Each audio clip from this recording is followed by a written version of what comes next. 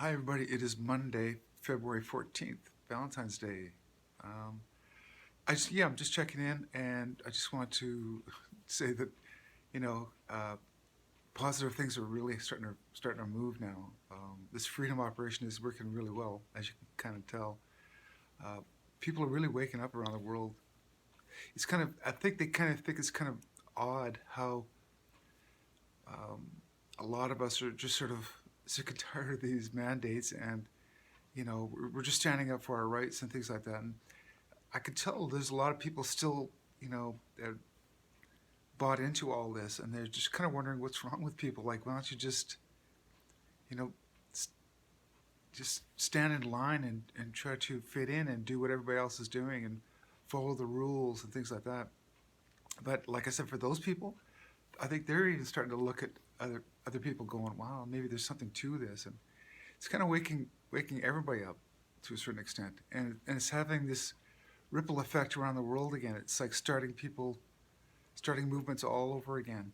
And we can't give in. We can't let go. We got to keep this up. We have to keep this momentum going. So I'm pretty positive about what's happening lately. So yeah, that's good. And then for the woo woo factor today, I was going to talk to you guys about uh, like the two main things that are censored from us always is UFOs, or basically extraterrestrial, off planet life, and also past lives. And I got to admit, at least 20 years ago, I thought, man, there's no way. You're just being delusional, or hopeful or something, that you had some past lives. But as time went on, I did a lot of research, especially about you know near death experiences. Did a lot of videos on that. Watched people sort of go through this memory of beings, um, friends and family that were sort of waiting for them when they passed. But then they said, "Oh, you got to go back and got to finish this life if you want." Again, it's about free will. But then uh, after that, I also did a lot of research on hypnotic regression sessions, a lot of them, and so people were like talking about, because I mean you've seen these little videos about children, especially when they when they're young, they start talking about a past life, or my mother from before, or these incredible memories of stuff that's like, well, how could this young child have all this information?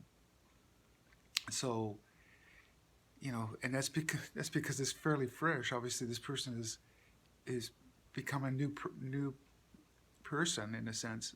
That spirit is having a new body now, having a new experience.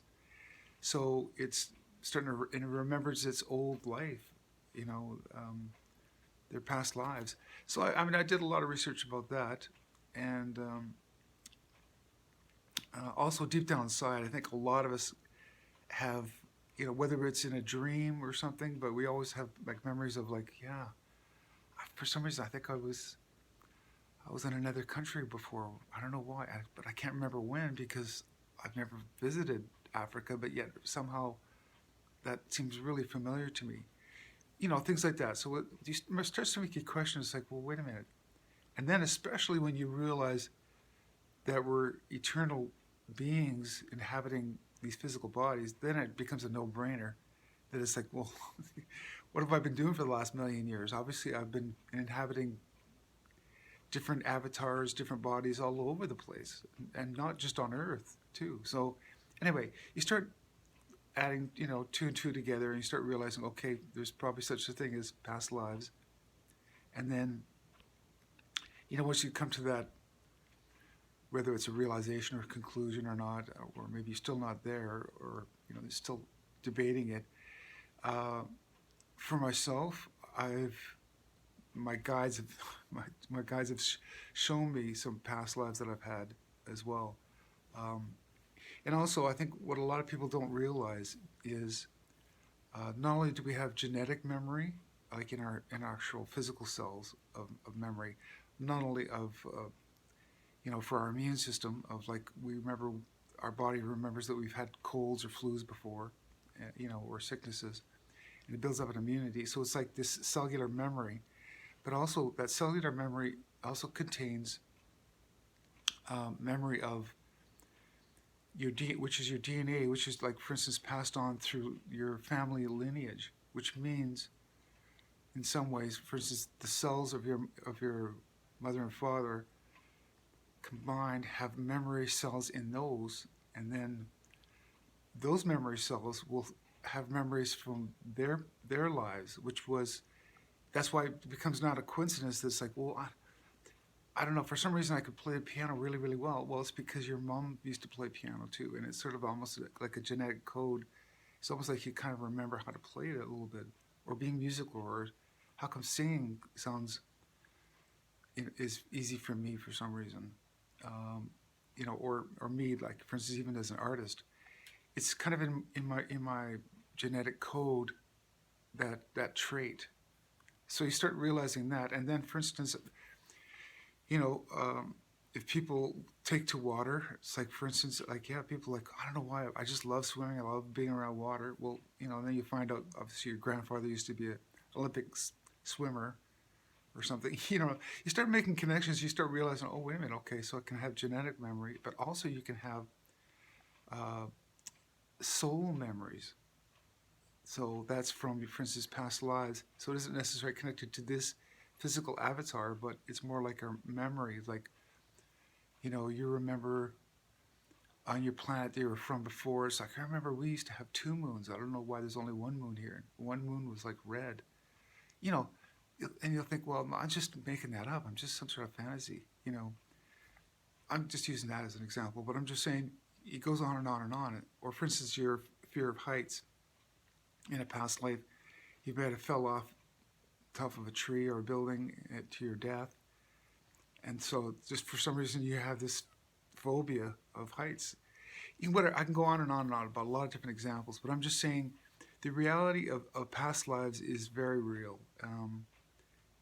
So again, it starts to make you realize, well, there's a lot more to life than just this physical world that we're living in right now, and this particular timeline too. So anyway, I'm just kind of open up your mind to some of these thoughts, and again, don't believe me or anything, but just do some research out there, and yeah, you'll find it really fascinating.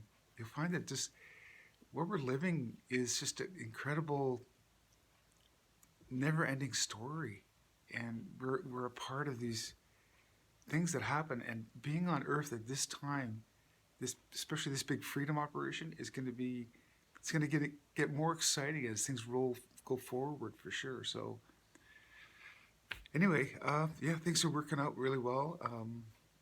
We've still got a lot of work to do to clean up these old control system